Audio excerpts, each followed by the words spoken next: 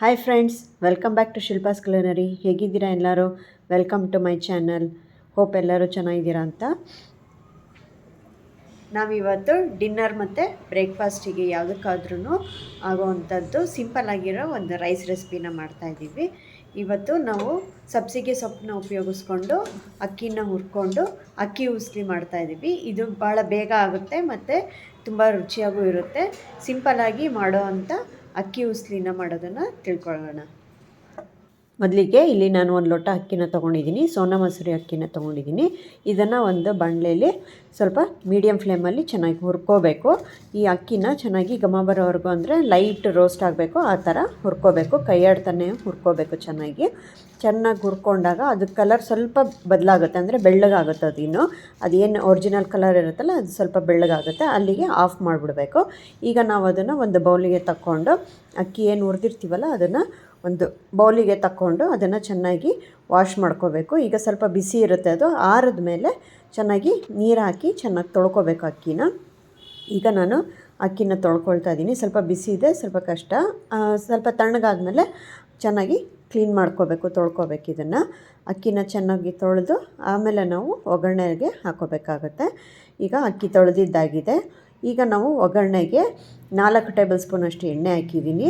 ಅದಕ್ಕೆ ಸಾಸಿವೆ ಹಾಕಿ, ಈಗ ಸಾಸಿವೆ ಸಿಡಿದ ಮೇಲೆ ಒಂದು ಗೆಡ್ಡೆ, ಅಂದರೆ ದಪ್ಪ ಗೆಡ್ಡೆ, ಒಂದು ಗೆಡ್ಡೆ ಈರುಳ್ಳಿ ತೊಗೊಳ್ಳೋದು, ಇಲ್ಲಾಂದರೆ 2 ಗೆಡ್ಡೆ ಈರುಳ್ಳಿನ ಈ ಥರ ದಪ್ಪ ಹೆಚ್ಕೊಂಡು ಹಾಕ್ಕೋಬೇಕು ಒಗ್ಗರಣೆಗೆ.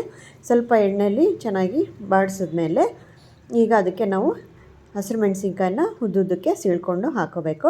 ನಾನು ಇಲ್ಲಿ ಖಾರ ಚೆನ್ನಾಗಿರಲಿ ಅಂತ ಅಂದ್ಬಿಟ್ಟು ಒಂದು 6-7 ಹಸಿರು ಮೆಣಸಿನ್ಕಾಯನ್ನ ಉದ್ದುದ್ದಕ್ಕೆ ಸೀಳ್ಕೊಂಡು ಹಾಕ್ಕೊಂಡಿದ್ದೀನಿ. ಈ ಥರ ಚೆನ್ನಾಗಿ ಒಗ್ಗರಣೆಯಲ್ಲೇ ಬಾಡಿಸ್ಬೇಕು. ಈರುಳ್ಳಿ ಹೆಚ್ಚಿದ್ದಷ್ಟು ಚೆನ್ನಾಗಿರುತ್ತೆ, ರುಚಿ ಇರುತ್ತೆ ಇದಕ್ಕೆ. ಈರುಳ್ಳಿ ನಿಮಗೆ ಎಷ್ಟು ಬೇಕು ಅನಿಸುತ್ತೋ ಅಷ್ಟು ಹಾಕ್ಕೋಬೋದು. ಈಗ ಒಂದು ಸ್ವಲ್ಪ ಒಗ್ಗರಣೆ ಆಗಿದ್ಮೇಲೆ ನಾನು ಸ್ವಲ್ಪ ಒಂದು ಅರ್ಧ ಗಂಟೆ ಮುಂಚೆ ಕಡಲೆಬೇಳೆನ ನೆನೆಸಿದ್ದೆ. ಅದನ್ನು ನಾನು ಈಗ ಹಾಕ್ತಾಯಿದ್ದೀನಿ. ನೆನೆಸ್ದಲ್ಲೇ ಇದ್ದರೂ ಅಕಸ್ಮಾತ್ ನೆನೆಸೋದು ಮರೆತ್ರೂ ಹಾಗೇ ಹಾಕ್ಕೋಬೋದು.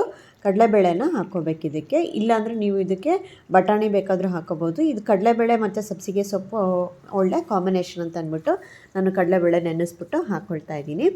ಈಗ ಕಡಲೆಬೇಳೆ ಒಂದು ಇಡಿಯಷ್ಟು ನೆನೆಸಿದ್ದನ್ನು ಅದಕ್ಕೆ ಹಾಕಿದ್ದೀನಿ. ಈಗ ಒಗ್ಗರಣೆನ ಚೆನ್ನಾಗಿ ಕೈಯಾಡಬೇಕು. ಸ್ವಲ್ಪ ಕಡಲೆಬೇಳೆ ಸ್ವಲ್ಪ ಚೆನ್ನಾಗಿ ರೋಸ್ಟ್ ಆಗಿದೆ ಅಂತ ಅಂದಾಗ ಈಗ ನಾನು ಸಬ್ಸಿಗೆ ಸೊಪ್ಪು ಒಂದು ಬಟ್ಲಷ್ಟು ಸಬ್ಸಿಗೆ ಸೊಪ್ಪನ್ನ ಚೆನ್ನಾಗಿ ತೊಳ್ಕೊಂಡು ಸಣ್ಣದಾಗಿ ಹೆಚ್ಕೊಂಡು ಈಗ ಒಗ್ಗರಣೆಯಲ್ಲಿ ಹಾಕ್ಕೊಳ್ತಾ ಇದ್ದೀನಿ. ಈಗ ನಾವು ಒಗ್ಗರಣೆಯಲ್ಲಿ ಸಬ್ಸಿಗೆ ಸೊಪ್ಪನ್ನ ಚೆನ್ನಾಗಿ ಬಾಡಿಸ್ಬೇಕು. ಈಗ ಹಾಕಿರೋ ಅಷ್ಟು ಸೊಪ್ಪು ಏನಿದೆಯಲ್ಲ ಇದು ಸ್ವಲ್ಪ ಕಡಿಮೆ ಆಗುತ್ತೆ, ಅಲ್ಲಿವರೆಗೂ ಚೆನ್ನಾಗಿ ಬಾಡಿಸ್ಬೇಕು. ಅಂದರೆ ಸಬ್ಸಿಗೆ ಸೊಪ್ಪಿನ ಹಸಿ ವಾಸನೆ ಹೋಗಿ ಸ್ವಲ್ಪ ಕಡಿಮೆ ಆಗುತ್ತೆ ಅದು. ಆವಾಗ ನಾವು ಅಕ್ಕಿನ ಹಾಕ್ಕೋಬೇಕು. ಈಗ ನಾವೇನು ಅಕ್ಕಿನ ಹುರಿದು ತೊಳ್ಕೊಂಡಿದ್ವಲ್ಲ ಅದನ್ನು ಹಾಕ್ಕೊಳ್ತಾ ಇದ್ದೀನಿ. ನಾನಿಲ್ಲಿ 1 ಲೋಟ ಅಕ್ಕಿ ಸೋನಾ ಮಸೂರಿ ಅಕ್ಕಿನ ಹಾಕ್ಕೊಳ್ತಾ ಇದ್ದೀನಿ. ಸೊ ಈಗ ಒಗ್ಗರಣೆಗೆ ನಾವು ಅಕ್ಕಿ ಅಷ್ಟನ್ನು ಹಾಕಿ ಮತ್ತು ಚೆನ್ನಾಗಿ ಒಗ್ಗರಣೆನಲ್ಲೇ ಸ್ವಲ್ಪ ಹುರ್ಕೋಬೇಕು, ಅಂದರೆ ಫ್ರೈ ಮಾಡ್ಕೋಬೇಕು ಸ್ವಲ್ಪ. ಈಗ ಚೆನ್ನಾಗಿ ಹುರ್ಕೊಳ್ಳೋದ್ರಿಂದ ಅಕ್ಕಿನ ನಾವು ಈ ಅಕ್ಕಿ ಉಸ್ಲಿನಲ್ಲಿ ಅಕ್ಕಿ ಉದುರಾಗಿ ಚೆನ್ನಾಗಿ ಬರುತ್ತೆ. ಅನ್ನ ನಮಗೆ ಚೆನ್ನಾಗಿ ಉದುರಾಗಿ ಬರುತ್ತೆ. ಅಕ್ಕಿ ಉಸ್ಲಿ ಅಂದರೆ ಸ್ವಲ್ಪ ಉದುರಾಗೇ ಇರಬೇಕು. ಮತ್ತು ಇದರಲ್ಲಿ ಮೇಯ್ನು ಸಬ್ಸಿಗೆ ಸೊಪ್ಪು, ಕಡಲೆಬೇಳೆ ಮತ್ತು ಕಾಯಿ ತುರಿ, ಈ 3 ಒಳ್ಳೆ ಫ್ಲೇವರ್ನ ಕೊಡುತ್ತೆ. ಚೆನ್ನಾಗಿ ಹಾಕಬೇಕು ಇದಿಷ್ಟನ್ನು ಚೆನ್ನಾಗಿ. ಈಗ ನಾವು ಅಕ್ಕಿನ ಹುರ್ಕೊಂಡಿದ್ದಾಗಿದೆ. ಚೆನ್ನಾಗಿ ಹುರ್ಕೊಂಡ್ಮೇಲೆ ಈಗ ನಾವು ಅದಕ್ಕೆ ನೀರನ್ನ ಹಾಕ್ಕೋಬೇಕು. ನೋಡಿ ಎಷ್ಟು ಚೆನ್ನಾಗಿ ನಾವು ಮಿಕ್ಸ್ ಮಾಡ್ಕೊಳ್ತೀವೋ ಅಷ್ಟು ಒಳ್ಳೆಯದು. ಚೆನ್ನಾಗಿ ಮಿಕ್ಸ್ ಮಾಡಿಕೊಂಡು ಆಮೇಲೆ ನಾವು ಇದನ್ನು ಒಂದು 2-3 ನಿಮಿಷ ಚೆನ್ನಾಗಿ ಹುರ್ಕೋಬೇಕು ಅಕ್ಕಿನ ಚೆನ್ನಾಗಿ. ಎಣ್ಣೆಲ್ಲೂ ಚೆನ್ನಾಗಿ ಹುರ್ಕೊಂಡ್ಮೇಲೆ ಚೆನ್ನಾಗಾಗುತ್ತದು. ಸೊ ಈಗ ನಾನು 2 ಬಟ್ಲಷ್ಟು ನೀರು ಹಾಕ್ಕೊಳ್ತಾ ಇದ್ದೀನಿ. 1 ಲೋಟ ಅಕ್ಕಿಗೆ 2 ಲೋಟದಷ್ಟು ನೀರು. ನಾನು ಬಟ್ಲನ್ನು ತೊಗೊಂಡಿದ್ದೀನಿ, ಅದು 2 ಒಂದೇ ಅಳತೆದದು. ಸೊ ಈಗ 2 ಲೋಟದಷ್ಟು ನೀರು ಹಾಕ್ಕೊಳ್ತಾ ಇದ್ದೀನಿ. ಈಗ ಚೆನ್ನಾಗಿ ಕೈ ಆಡ್ಕೋಬೇಕು.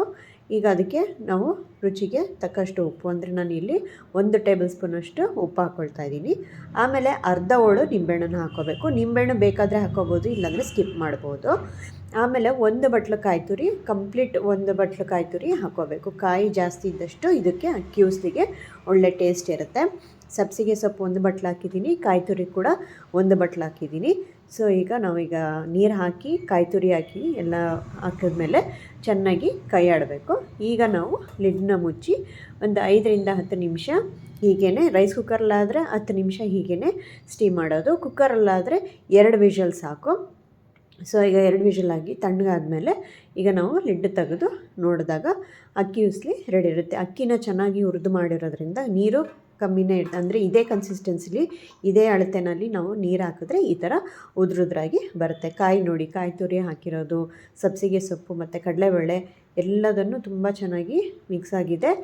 ಈಗ ಅದ್ರ ಉದುರುದ್ರಾಗೂ ಬಂದಿದೆ. ನಮಗೆ ಎಷ್ಟು ಉದುರುದ್ರಾಗಿರುತ್ತೋ ಅಷ್ಟು ರುಚಿಯಾಗಿ ಬರುತ್ತೆ ಮತ್ತು ಸಾಫ್ಟಾಗೂ ಬೆಂದಿರುತ್ತೆ ಅನ್ನ. ಈಗ ನಮ್ಮ ಬಿಸಿ ಬಿಸಿಯಾದ ಅಕ್ಕಿ ಉಸ್ಲಿ, ಸಬ್ಬಸಿಗೆ ಸೊಪ್ಪಿನ ಅಕ್ಕಿ ಉಸ್ಲಿ ರೆಡಿಯಾಗಿದೆ. ಇದನ್ನು ರಾತ್ರಿ ಊಟಕ್ಕಾದರೂ ಸರಿ, ಇಲ್ಲ ಬೆಳಗ್ಗೆ ಲಂಚ್ ಬಾಕ್ಸಿಗೆ, ಬೆಳಗ್ಗೆ ತಿಂಡಿಗೆ ತಿಂದು ಅಥವಾ ಬಾಕ್ಸಿಗೆ ತೊಗೊಂಡು ಹೋಗ್ತೀವಿ ಅಂತಂದ್ರೂ ಬೇಗನೆ ಆಗೋಗುತ್ತೆ ಮತ್ತು ಈಸಿ ರೆಸಿಪಿ, ಕಡಿಮೆ ಇಂಗ್ರೀಡಿಯೆಂಟ್ಸಿಂದ ಆಗುತ್ತೆ. ಈ ರೆಸಿಪಿ ನಿಮ್ಗೆ ಇಷ್ಟ ಆಗಿದ್ದರೆ ನೀವು ಒಂದು ಸತಿ ಟ್ರೈ ಮಾಡಿ.